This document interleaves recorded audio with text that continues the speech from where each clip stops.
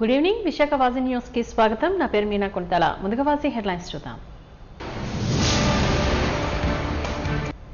ఉక్కు పరిరక్షణకు వైసీపీ ఎంతటి పోరాటానికైనా సిద్ధమన్న కార్పొరేటర్లు. జీవీఎంసీ సమావేశంలో తీర్మానం చేయాలి అంటూ డిమాండ్ చేస్తున్న నిరసన.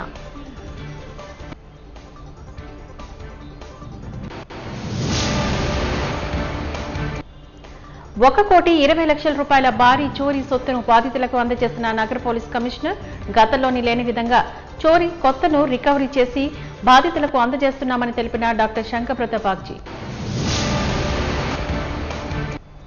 శ్రీ కనక మహాలక్ష్మి కన్యకా పరమేశ్వరి ఆలయంలో అంగరంగ వైభవంగా శ్రావణ మాస పూజలు. ఆలయంలో మహిళలచే లలిత సహస్రనామ సామూహిక పారాయణం చేపట్టిన నిర్వాహకులు.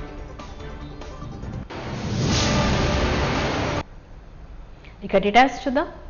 వైజాగ్ స్టీల్ ప్లాంట్ ప్రైవేటీకరణకు వ్యతిరేకంగా వైసీపీ కార్పొరేటర్లు నిరసన. శుక్రవారం జీవీఎంసీ కౌన్సిల్ సమావేశం నేపథ్యంలో వైఎస్ఆర్ కాంగ్రెస్ పార్టీకి చెందిన కార్పొరేటర్లు వైజాగ్ స్టీల్ ప్లాంట్ ప్రైవేటీకరణకు వ్యతిరేకంగా విశాఖ ఉక్కు ఆంధ్రుల హక్కు పేరుతో నిరసన తెలిపారు. ఈ సందర్భంగా నల్ల బ్యాడ్జీలు, నల్ల వస్త్రాలు ధరించి జీవీఎంసీ కార్యాలయం వద్ద ర్యాలీని నిర్వహించారు. అనంతరం మీటింగ్ హాలుకు వెళ్లి మేయర్ పోడియం వద్ద బైఠాయించారు. ఈ కార్యక్రమంలోని deputy mayor Katumuri Satish, party floor leader Banala Srinivasarao, మాజీ మేయర్ గొలగాని హరివెంకట కుమారి, మాజీ deputy mayor Jiyani Sridhar, deputy floor లీడర్లు అల్లు శంకర్రావు, కార్పొరేటర్లు అక్కర్మాని పద్మ, రామనాయుడు, దౌల్పల్లి ఏడుకొండలరావు, కోరుకొండ వెంకటరత్న, స్వాతిదాస్, అక్కర్మాని రోహిణి, కటారి అనిల్ కుమార్, మొల్లి లక్ష్మి, నక్కిల లక్ష్మి, సాది పద్మారెడ్డి, పల్లా అప్పలకొండ, బిసిన్ కుమార్ జైన్, సురేష్, పివి సురేష్, బల్లా లక్ష్మణ్, మహమ్మద్ ఇమ్రాన్, గుడివాడ సాయి అనూష్, రామచంద్రరావు, భూపతిరాజు, ఫాతిమా రాణి, సేనాపతి, అప్పారావు తదితరులు ఈ కార్యక్రమంలో పాల్గొన్నారు.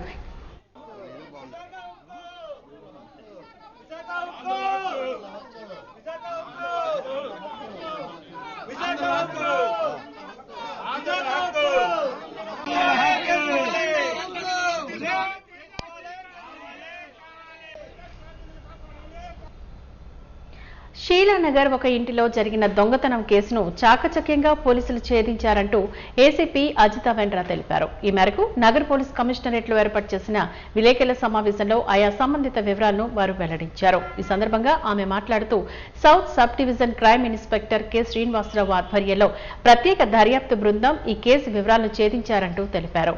సాంకేతిక ఆధారాలను విశ్లేషించే సమయంలో తెలంగాణ రాష్ట్రంలో మలక్పేట పోలీస్ స్టేషన్ పరిధిలో మర్డర్ కేసులో A2 అర్జన్, గ్రామ ప్రకాశ్, A5 రాంబాబును పట్టుకున్నట్లుగా పోలీస్ స్టేషన్లో ఉన్నట్లు సమాచారం రాగా విచారణలో ఈవెన్ చిటికల నాగేశ్వరరావు, A2 అర్జున్, జ్ఞానప్రకాష్ తదితరులను విచారించి నిందితులను పట్టుకున్నామని తెలిపారు. నిందితుల నుంచి 72 తులాల బంగారు ఆభరణాలు, 9,04,200 నగదు రూపాయలు స్వాధీనం చేసుకున్నట్లుగా తెలిపారు.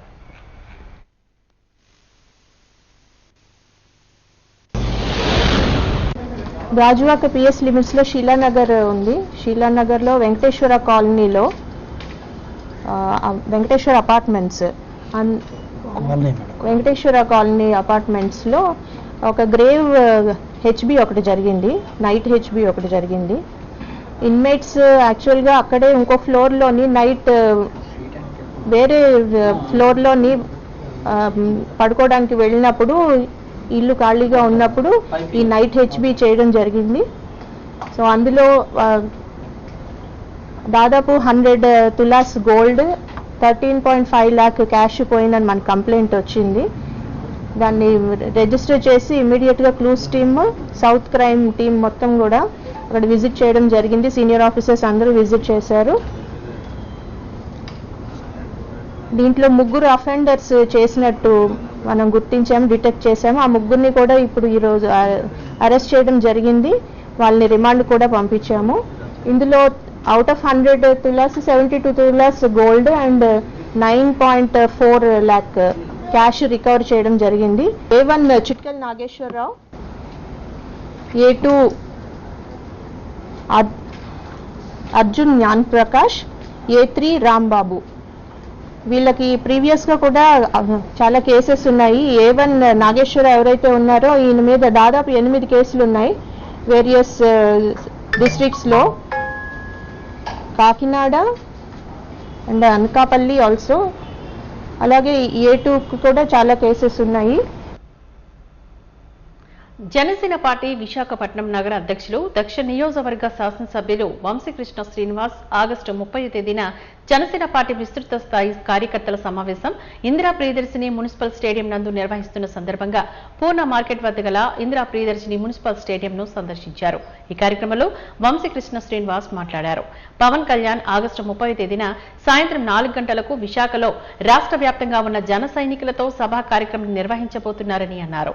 జనసేన పార్టీ ముఖ్య కార్యకర్తల సమావేశం ఇది. ఇందులోని పార్టీ ప్రతి కార్యకర్త పాల్గొంటారని అన్నారు. ఎంతో చరిత్ర గల ఇందిరా ప్రియదర్శిని మున్సిపల్ స్టేడియంలో ఈ కార్యక్రమం నిర్వహిస్తున్నామని తెలిపారు.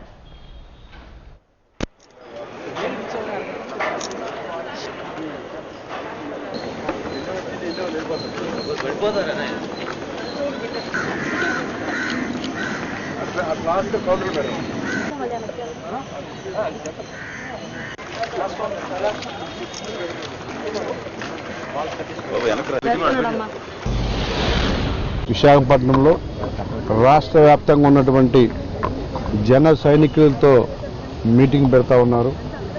ముఖ్యంగా ముఖ్య కార్యకర్తల మీటింగ్ ఇది. ప్రతి ఒక్క కార్యకర్త కూడా హాజరవుతారు కాబట్టి ఎంతో చరిత్ర నుండి విశాఖపట్నం ఇందిరాగాంధీ మున్సిపల్ కార్పొరేషన్ స్టేడియంలో ఈ కార్యక్రమం జరుగుతూ ఉంది. సో ఇప్పుడు మేమందరం మా కార్పొరేటర్ మేమందరం కూడా వచ్చి స్థానిక నాయకులందరికీ వచ్చి ఇక్కడ విజిట్ చేసి ఫుడ్ స్టాల్స్ ఎక్కడ పెట్టాలి, గ్రౌండ్ చుట్టూరు పార్కింగ్ ఏంటి, ఇక్కడ ఉన్నటువంటి వసతులు ఏంటని చూసుకొని రేపటి నుంచి ఇక్కడ క్లీన్ చేసే కార్యక్రమము.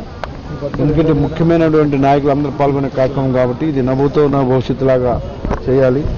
విశాఖపట్నం సిటీ అంతా కూడా జనసేన ఫ్లాగులు, జన సైనికులు అందరూ కూడా పాల్గొని విశాఖపట్నం ఈ 1 వీక్ అంతా కూడా జనసేనమయ విధంగా ఉంటుంది. ప్రతి ఒక్కరు కూడా పాల్గొంటారు. ముఖ్యంగా ఉత్తరాంధ్రలో ఉన్న ప్రతి ఒక్కరు నాయకుడు కానీ కార్యకర్త కానీ జెండా పట్టుకున్న ప్రతి ఒక్కరు కూడా పాల్గొనే కార్యక్రమం. పిఠాపురం తర్వాత జరిగే అతిపెద్ద మీటింగ్ ఇదే కాబట్టి ప్రతి జన సైనికుడు కూడా ఇందులో పాల్గొంటారు.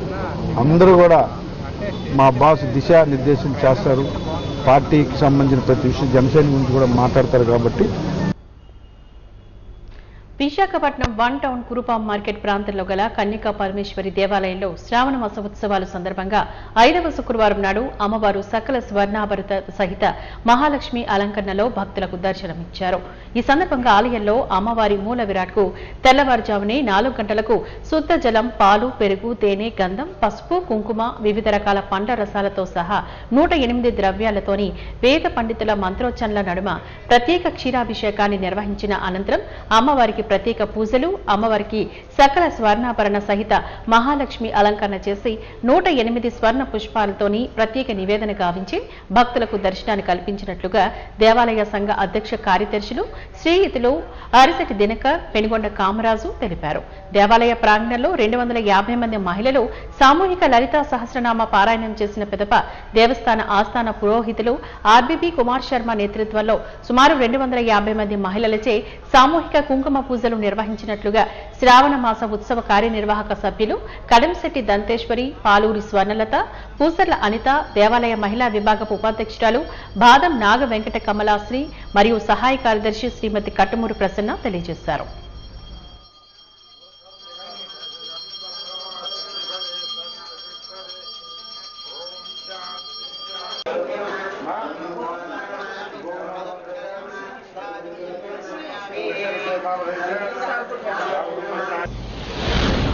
గత 10 సంవత్సరాలుగా మట్టి వినాయకుల్ని పెంచి ప్రకృతి సిద్ధంగా వాతావరణ కాలుష్యరహితంగా అందరూ బాగుండాలనే ఉద్దేశంతో ఈ కార్యక్రమం మొదలుపెట్టింది. దాదాపు 10 సంవత్సరాలు అయింది.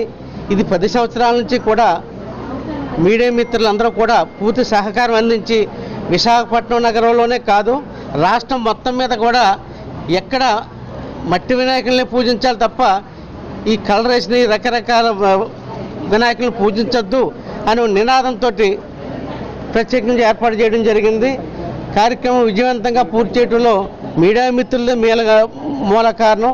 వారితో పాటు మేము కూడా ప్రతి సంవత్సరం మా విశాఖపట్నం ప్రజలకి, మా తెలుగు వారందరికీ కూడా ఈ బొమ్మలు అందించి మా వంతు మేము వారితో పాటు వారి పూజలో భాగం పొంది ప్రతి ఒక్కరికి కూడా ఈ సౌకర్యం కల్పించాలని చెప్పి 10 సంవత్సరాలు చేస్తున్నాం. కానీ మేమే కాదు, ఇంకా చాలామంది చేయొచ్చు. సమాజానికి ఉపయోగపడే పనులు మనం అనేకం రకరకాలుగా ఉన్నాయి. ఇవన్నీ కూడా మనం చేసి ప్రతి ఒక్కరిని మంచి మార్గంలో నడిపించి అవకాశం మనం తీసుకోవడం చాలా అవసరం. ఉద్యోగాల కల్పనే లక్ష్యంగా మెగా జాబ్ మేళాను నిర్వహిస్తున్నట్లుగా దక్షిణ నియోజకవర్గ ఎమ్మెల్యే వంశీకృష్ణ శ్రీనివాస్ తెలిపారు. జనసేన పార్టీ విశాఖపట్నం నగర అధ్యక్షుడు దక్షిణ నియోజకవర్గ శాసనసభ్యులు వంశీకృష్ణ శ్రీనివాస్ పాత jail road Visakha government women's degree college నందు నిర్వహిస్తున్న మెగా జాబ్ మేళా కార్యక్రమానికి ముఖ్య అతిథిగా పాల్గొని మెగా జాబ్ మేళాను ప్రారంభించారు. ఈ కార్యక్రమంలో శ్రీ వంశీకృష్ణ శ్రీనివాస్ మాట్లాడుతూ ముఖ్యమంత్రి ఉప ముఖ్యమంత్రి నారా లోకేష్ రాష్ట్రంలోని యువతకు ఉద్యోగ అవకాశాలు కల్పించాలన్న ధ్యేయం ఉన్నారని తెలిపారు. ప్రతి ఒక్క నియోజకవర్గంలో ప్రతి 3 నెలలకోసారి జాబ్ మేళా నిర్వహించాలని ఆదేశించారని తెలిపారు. యువతకు ఉద్యోగ అవకాశాలు కల్పించి ఆర్థికంగా ప్రతి విద్యార్థి దృఢంగా నిలబడాలనే ధ్యేయంతో జాబ్ మేళాలు నిర్వహిస్తున్నామని అన్నారు. దక్షిణ నియోజకవర్గ పేద ప్రజలు ఎక్కువగా ఉండే నియోజకవర్గం కావడంతో ఈ జాబ్ మేళా ఎక్కువగా దక్షిణ నియోజకవర్గ యువత ఉపయోగించుకోవాలని పిలుపునిచ్చారు.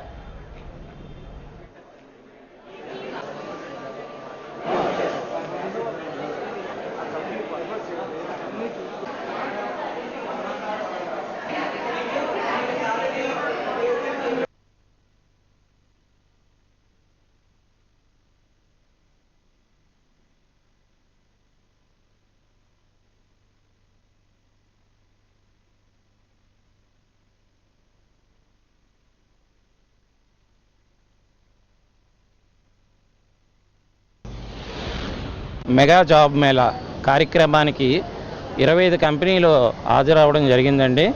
దీంట్లోని ప్రతి ఒక్క నిరుద్యోగికి ఉద్యోగం కల్పించి వాళ్ళని ఎంతో కొంత తీర్చిదిద్దాలని కూటమి ప్రభుత్వం ఒక దృఢ సంకల్పంతో ఉందండి. అది ఏదో విధంగా విజయవంతం కావాలని మా వంశీకృష్ణ శ్రీనివాస్ గారి ఆధ్వర్యంలో ఈ జాబ్ మేళా జరుపుకుంటున్నాము. ఇవాళ దక్షిణ నియోజకవర్గం శ్రీ వంశీకృష్ణ శ్రీనివాస్ గారి ఆధ్వర్యంలో జాబ్ మేళా టోటల్ డిస్ట్రిక్ట్లో చాలా పెద్ద ఒక సంస్థలు ఇవాళ చాలా మంది అంటే ఒక 1000 మంది నుంచి 2000 మంది హాజరవుతున్నారని మా అంచనా. దీనికన్నా మించుతుందని సాయంత్రం కల్లా మాకు తెలుస్తుంది. ప్రతిదీ మాకు అప్డేట్స్ వస్తున్నాయి. ఇంకొకటి ఏంటంటే దీంట్లో ఒక 20 నుంచి 25 కంపెనీస్ వచ్చాయండి. ఇలాంటివి ఎవ్రీ 3 మంత్స్కి 6 మంత్స్కి మేము నిర్వహించాలనుకుంటున్నాం. ఇది ఎన్డీఏ కూటమి తరపున విద్య, వైద్యం, ఉపాధి దాంట్లో ఉపాధి ప్రతి ఒక్క యువతకి రేపు కాబోయే హోల్డర్స్కి డిగ్రీ హోల్డర్స్ అవనివ్వండి లేకపోతే ఎవరైతే నిరుద్యోగం ఉన్నదో వాళ్ళకి అండి ప్రతి ఒక్కరికి ఈ మంచి అవకాశం ప్రతి ఒక్కరు సద్వినియోగం చేసుకోవాలని నేను కోరుకున్నాను. నీటిని కాపాడుకుంటే వరం అవుతుంది, వదులుకుంటే శాపం అవుతుంది అంటూ సమాజం ముందున్న నీటి సమస్యపైన ఘాటైన వ్యాఖ్యలు చేశారు. 2వ రోజు జీవీఎంసీ గాంధీ విగ్రహం వద్ద దీక్ష కొనసాగింది. ఈ కార్యక్రమానికి ప్రజా గాయకుడు మధ్య దేవిశ్రీ సూరిబాబుకు పూలదండ వేసి దీక్షను ప్రారంభించారు. ఈ సందర్భంగా సంఘమిత్ర సూరిబాబు మాట్లాడుతూ రాష్ట్ర వ్యాప్తంగా నీటి వనరులు క్షీణిస్తున్న తరుణంలో చెరువుల ప్రాధాన్యతను గురించి ఆయన ఇచ్చిన పిలుపు మేరకు విస్తృత చర్చనీయాంశమైంది. రాష్ట్రంలోని అనేక గ్రామాల్లో ఉన్న పాత చెరువులు దాదాపు పూడికి నిండిపోయి వర్షాకాలంలో నీరు నిల్వ చేసే సామర్థ్యం కోల్పోయాయని సూరిబాబు ఆవేదన వ్యక్తం చేశారు. ఈ చెరువులను లోతుగా తీయించి పునరుద్ధరించకపోతే రాబోయే తరాలకు నీరు దొరకదని ఆయన హెచ్చరించారు.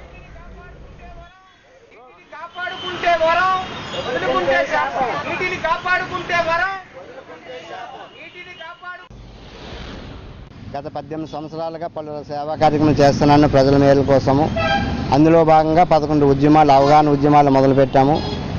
అందులో నుంచి మొదటిది భూగర్భ జలాలు పెరగడానికి ఇంకుడు గుంతలు తీయించమని, రెండోది ఏమంచి రాబోయే తరానికి కాబోయే వారసులు తయారవ్వాలంటే ఇప్పుడున్న చిన్నపిల్లలు పెంకి పిల్లలు లాంటి వాళ్ళు కానీ మున్సిపల్ స్కూల్ సింగిల్ పేరెంట్ పిల్లలు ఇలాంటి వాళ్ళు ఏంచి మంచిగా చేరదీసి వాళ్ళకి మంచి విద్యాబుద్ధులు నేర్పిస్తే వాళ్ళు రౌడీలుగా మారరు. అలాగే ఈ రాజకీయ నాయకులకి ఏంటంటే పెన్షన్లు ఆపేయాలని చెప్పేసి ఒకటి, అలాగే మా పలు రకాల తీర్మానం పెట్టామన్నది. ఇప్పుడు ఇందులో ముఖ్య ఉద్దేశం ఏంటంటే భూగర్భ జలాలు పెరగాలంటే జీవనదులు అనుసంధానం చేయాలని. జీవనదులు అనుసంధానం మన దేశ దౌర్భాగ్యం ఏంటంటే అయితే అతివృష్టి లేదంటే అనావృష్టి.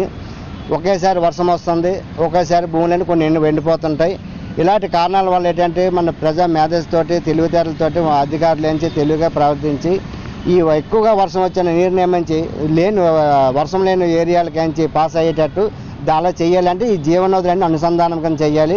మొత్తం ఒక్కొక్క ఎక్కడి నుంచో వచ్చే నీరుని ఈ సముద్రంకి వచ్చే తోవలోని మధ్యలోనే కాలువ కింద చేసి దాని మీద ఏంటంటే అదే వాటర్ వచ్చేతోటి ఏంటంటే ఎక్కువ వర్షం వచ్చిన దాన్ని కలిపి ఆ ఊర్లో సరిపడి ఉంచుకొని మిగతా దాన్ని కాలువలోకి వదిలేస్తే దాన్ని నియమించి అలాగ వస్తూ లేని ఊర్లోకి ట్రాన్స్ఫర్ అవుతుంది. అది ఆ ఊర్లో ఉన్న ఎక్కడైతే వర్షం ఎక్కువగా ఉన్నదో ఆ ఊర్లోని సస్యశ్యామంగా ఉంటుంది, భూగర్భాలు పెరుగుతాయి, చెరువులన్నీ నిండుకున్నలాగా ఉంటే మంచిదండి. అది ఈ జల రవాణా కింద వాడవచ్చు కాలువల్ని.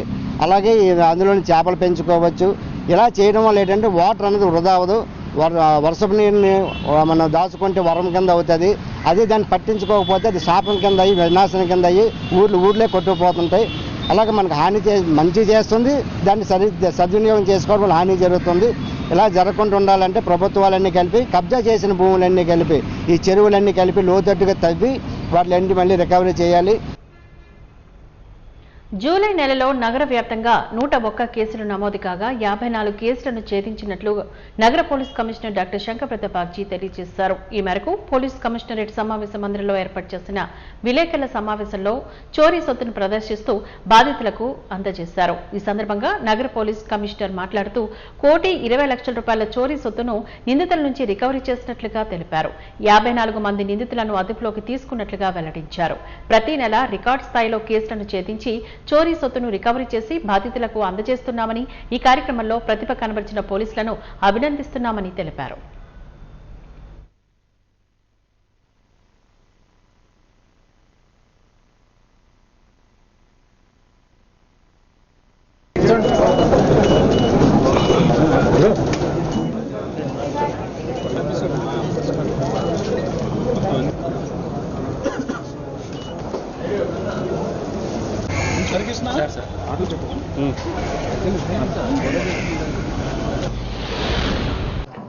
పోయిన నెల July 2025 101 case property offence report అయింది. మరి అందులో 64 కేసెస్ డిటెక్ట్ అయినాయి. 66 అఫెండర్స్ ని అరెస్ట్ చేయడం జరిగింది. టోటల్ 1,20,28,150 రూపాయలు విలువైన ప్రాపర్టీ రికవర్ చేయడం జరిగింది. అందులో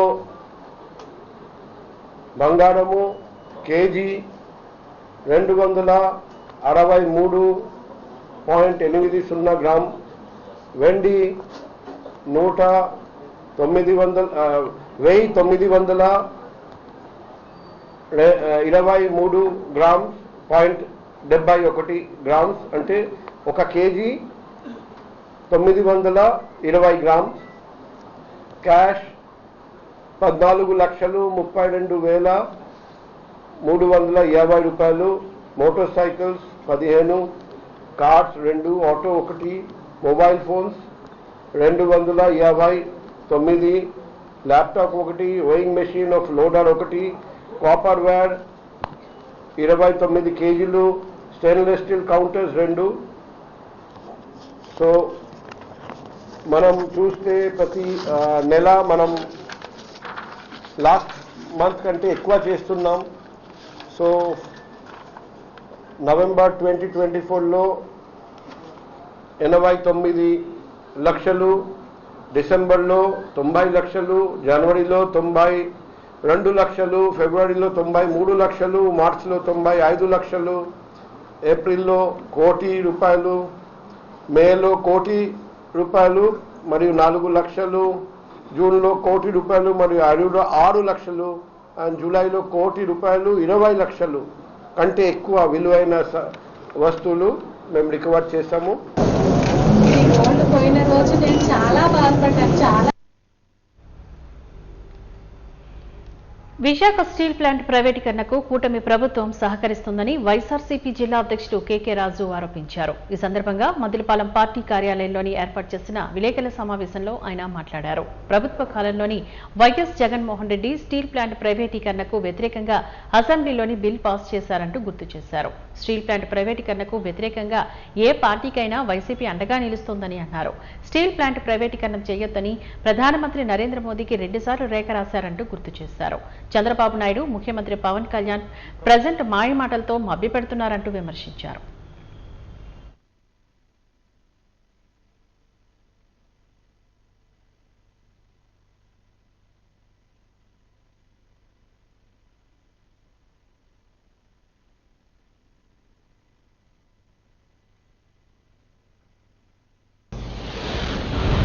ముఖ్యంగా గత 5 సంవత్సరాల కాలంలోని వైఎస్ఆర్ కాంగ్రెస్ పార్టీ ప్రభుత్వం అధికారంలో ఉన్నప్పుడు ఆనాటి ముఖ్యమంత్రి శ్రీ వైఎస్ జగన్మోహన్ రెడ్డి గారు స్టీల్ ప్లాంట్ ప్రైవేటీకరణకు సంబంధించి ప్రైవేటీకరణ దిశగా వ్యూహాత్మకంగా కేంద్ర ప్రభుత్వం వేస్తున్న ప్రతి అడుగులోనూ కూడా అడ్డు తగిలి పెద్ద ఎత్తున వైఎస్ఆర్ కాంగ్రెస్ పార్టీ తరఫున కార్మిక సంఘాలు, అదేవిధంగా ఆంధ్రప్రదేశ్ రాష్ట్ర ప్రజలు అందరినీ కూడా మమేకం చేసి పెద్ద ఎత్తున పోరాటాలు చేయడంతో పాటు స్వయంగా ఆనాడు జగన్మోహన్ రెడ్డి గారు విశాఖపట్నానికి విచ్చేసి కార్మిక సంఘాల నాయకులందరితోని, అఖిలపక్షం అందరితోని కూడా సమావేశమై వారు చెప్పిన సూచనలు, సలహాలను తీసుకుని ఆ రోజు ప్రైవేటీకరణ కాకుండా అడ్డుకోవడం కోసం ఆంధ్రప్రదేశ్ రాష్ట్రంలో ఆంధ్రప్రదేశ్ రాష్ట్ర అసెంబ్లీలో తీర్మానం చేయడంతో పాటు ఆ తీర్మానాన్ని కేంద్ర ప్రభుత్వానికి పంపించి తదనంతరం ప్రధానమంత్రి గారిని కూడా కలిసి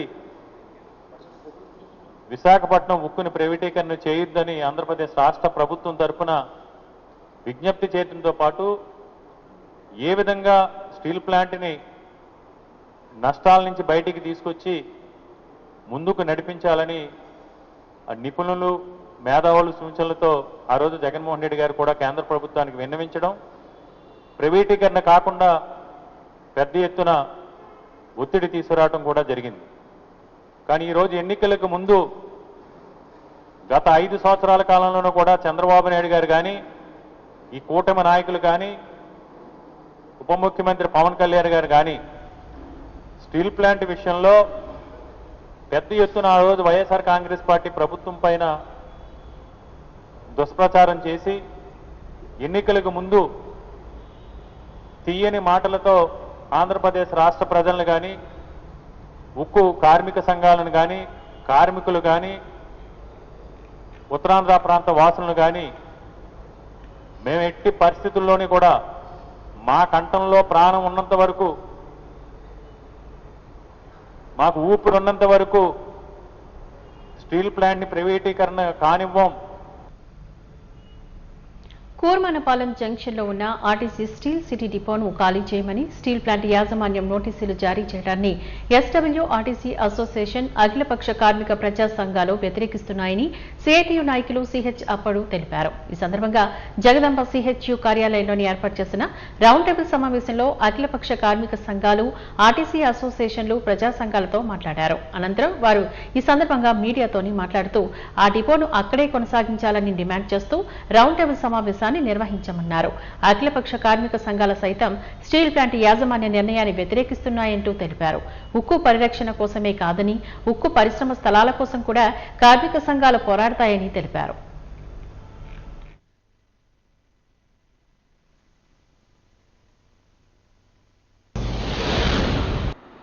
ఈరోజు ఒక ఆర్టీసీ ప్రజా రవాణా సంస్థ ప్రజలకు జీవనాడి లాంటిది. విద్యా, వైద్యం అలాగా రవాణా అంత ప్రాధాన్యత అనేది అనేక రాష్ట్రాలు గుర్తించాయి. ఇప్పుడు ఫ్రీ ట్రావెల్ కూడా అందులో భాగమైంది. ఉచిత ఉచిత ప్రయాణం ఇవ్వాలనేది ఒక నిర్ణయం తీసుకున్నారు.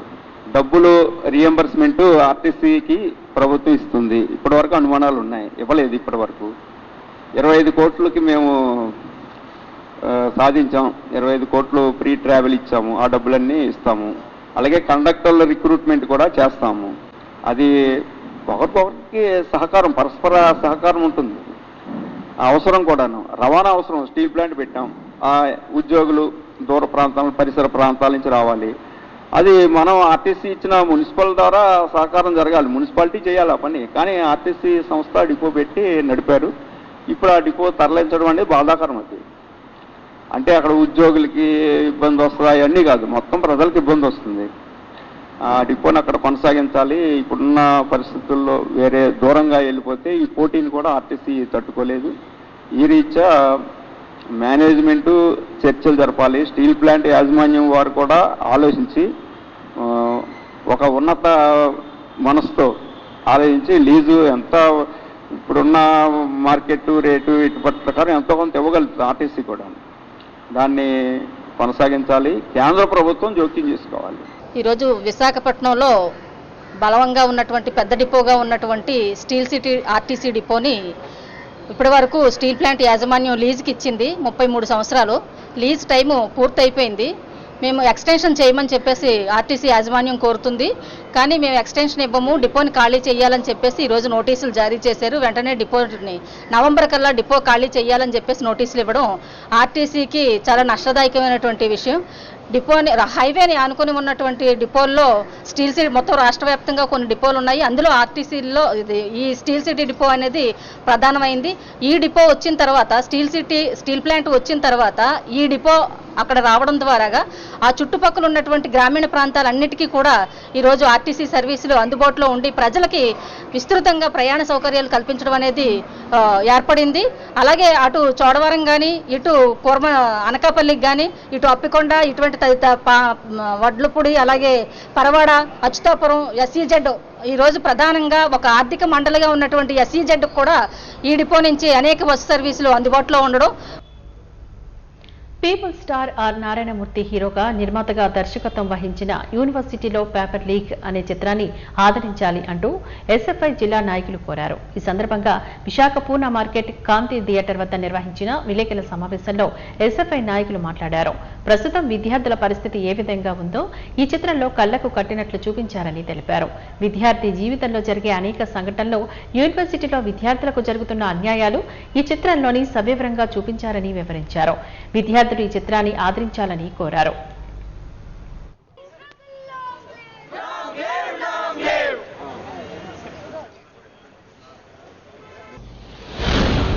యూనివర్సిటీ సినిమా ఆర్ నారాయణమూర్తి గారు స్టూడెంట్స్కి ఇప్పుడు ఉన్న సమాజంలో ఉన్న పరిస్థితులను బట్టి ప్రైవేటు విద్యా వ్యవస్థలకి గవర్నమెంట్ విద్యా వ్యవస్థలకి మధ్యలో ఉన్న వేరియేషన్ చూపిస్తూ చాలా చక్కగా తీశారు. సినిమా చాలా బాగా ఆడుతుందమ్మా. సినిమా ఆడాలని కూడా కోరుతున్నాం.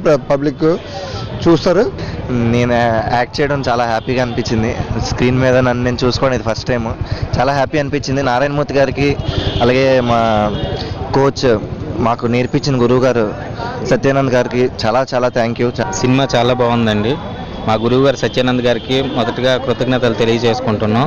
ఈ అవకాశం ఇచ్చినటువంటి నారాయణమూర్తి గారికి మరీ రుణపడి ఉంటామండి. సినిమా చాలా బాగుంది. అందరూ ఈ సినిమాని చూసి అందరికీ ఒక మంచి అడ్వైజ్ అయితే ఉందండి. ఇందులో ప్రజెంట్ ఇప్పుడు ఉండేటటువంటి విద్యా సంస్థలు ఎలా ఉన్నాయనే ఒక మంచి కాన్సెప్ట్ మీద సినిమా తీయడం జరిగింది. యూనివర్సిటీ పేపర్ లీక్ సినిమా చూసాం. చాలా అద్భుతంగా తీశారు. ఒక థీమ్, సమాజంలో మార్పు కోసం చేసేటువంటి ప్రయత్నంలో నారాయణమూర్తి గారు జయప్రదమయ్యారని చెప్పేసి ఆశించాలా. యూనివర్సిటీ విద్యా వ్యవస్థలోనే జరుగుతున్నటువంటి ఈరోజు అవకతవకల్ని, పేపర్ లీక్ని బహిర్గతం చేయడానికి, ఇందులో జరుగుతున్నటువంటి కుట్రల్ని, ప్రైవేట్ విద్యా వ్యవస్థలు చేస్తున్నటువంటి తప్పుడు పనులన్నింటినీ కూడా బహిర్గతం చేయడానికి ఈ సినిమా ద్వారా చేశారు. దీనిలో పనిచేసినటువంటి టీం అంతా కూడా ఇక్కడ కొత్త యువకులు, వారందరినీ కూడా హృదయపూర్వకంగా అభినందిస్తున్నాం. వారు నారాయణమూర్తి గారు ఒక్కరే సీనియర్, మిగిలినటువంటి అందరూ కొత్త వాళ్ళని పెట్టుకొని ఒక టీం, ఒక సినిమా తీయడం అనేటువంటి పెద్ద సాహసం. ఆ రకంగా నారాయణమూర్తి గారు గత సినిమాలు కూడా ఆ విధంగానే చేశారు.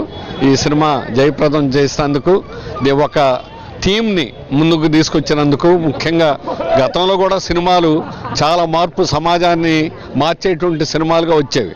ఏదైతే యూనివర్సిటీ పేపర్ లీకేజ్ అని మంచి పేరు పెట్టి ఇటువంటి సమాజానికి ఉపయోగపడే సినిమా తీయడం అనేది చాలా ఉపయోగకరం. ఎందుకంటే నేడు ఉన్న సొసైటీలో పేద విద్యార్థులకు బడుగు బలైన వర్గాలకు తక్కువ ఆర్థికంతో ఉన్న వాళ్ళకి ఈరోజు చదువు అనేది అందం ద్రాక్షగా మారుతోంది. ఈ తరుణంలో ప్రతి ఒక్కరికి కూడా విద్య కావాలి, ప్రతి ఒక్కరు చదువుకోవాలి, చదువుతకు ఉపాధి కావాలని చెప్పేసి నాటి నుండి నేటి వరకు చదువు కోసం ఉద్యమాలు చేసిన వాళ్ళు ఎంతోమంది ప్రాణత్యాగాలని ఈ దేశంలో మనం చూసాం.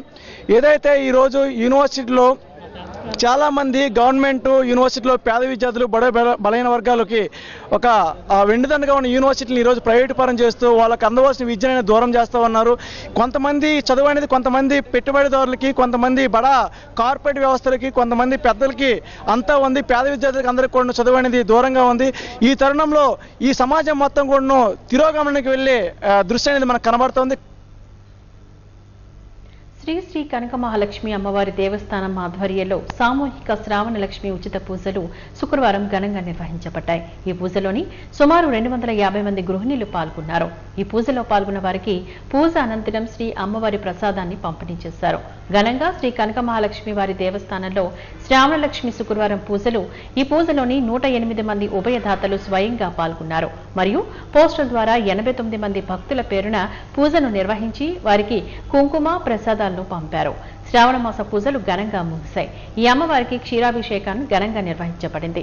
ఈ కార్యక్రమంలో కార్యనిర్వహణాధికారి కె శోభారాణి, సహాయ కార్యనిర్వహణాధికారులు కె రాజేంద్ర కుమార్, ఎస్ ఆనంద్ కుమార్, పర్యవేక్షకులు శ్రీ ఎస్ కనకరాజు, వేద పండితులు, అర్చకులు, సిబ్బంది తదితరులు పాల్గొన్నారు.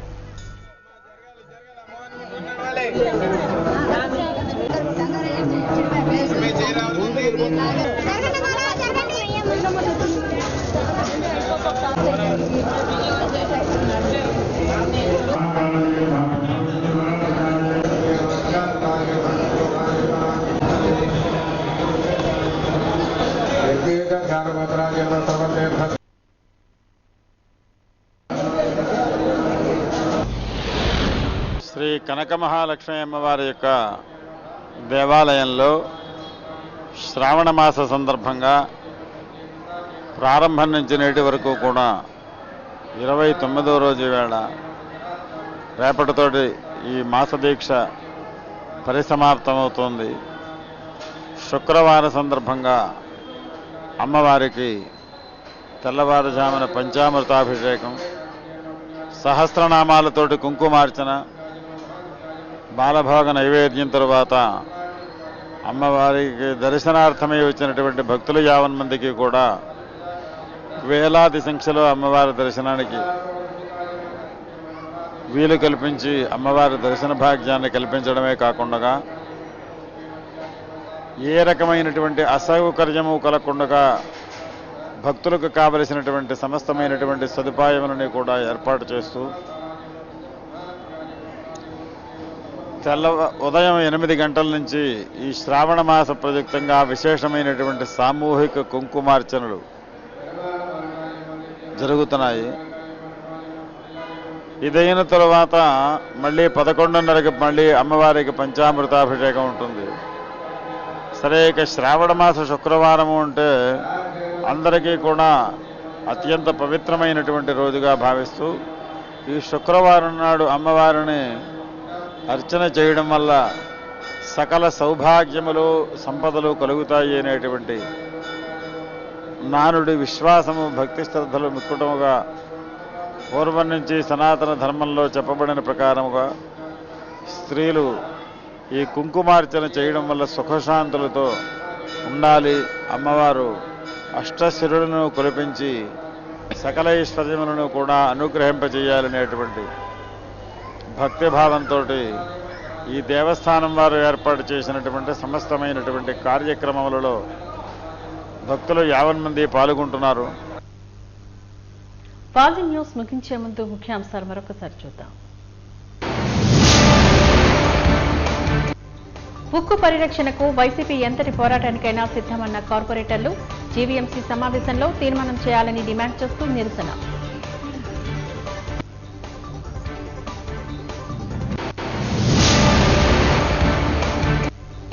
1,20,00,000 రూపాయల భారీ చోరీ సొత్తును బాధితులకు అందజేసిన నగర పోలీస్ కమిషనర్ గతంలోని లేని విధంగా కొత్తగా చోరీ రికవరీ చేసి బాధితులకు అందజేస్తున్నామని తెలిపిన డాక్టర్ శంకరప్రద బాగ్చి.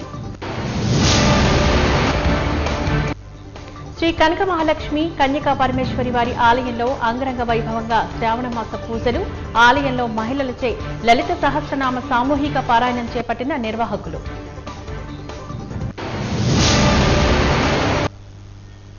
వాజీ న్యూస్ ఇంతటితో సమాప్తం. నమస్కారం.